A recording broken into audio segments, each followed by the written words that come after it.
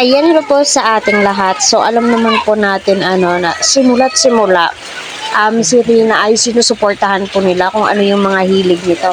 May time pa noon, no, na tinuturuan po nilang TikTok, ano, at saka binilhan pa po ni Kalingap Edo ng badminton, bola, mga drawing books, mga panulat.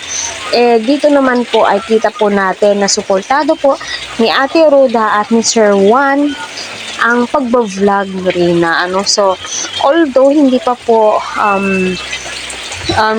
bulol pa si Rina magsasalita, pero mahasa po yan.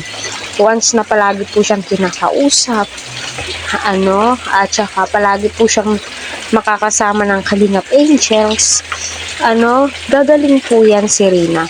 At saka sa mga nagko-comments na hindi pa po magaling si Rina, no, at nakukumpara kahit sino dahil nga po kay Kalingap Eds, huwag po natin, no, husgahan si Rina sa kanyang sakit dahil nga po hindi naman po niya iyan kagustuhan.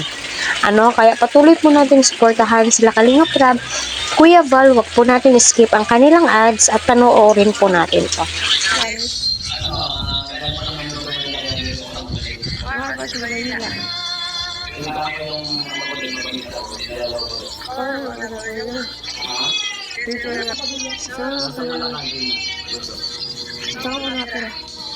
Nasa labo na yan. Ang ganda mo po rin ako. Nakakabaslat. Ha? Nakakabaslat. Nakakabaslat yung rider. Wala akong kasama? Wala.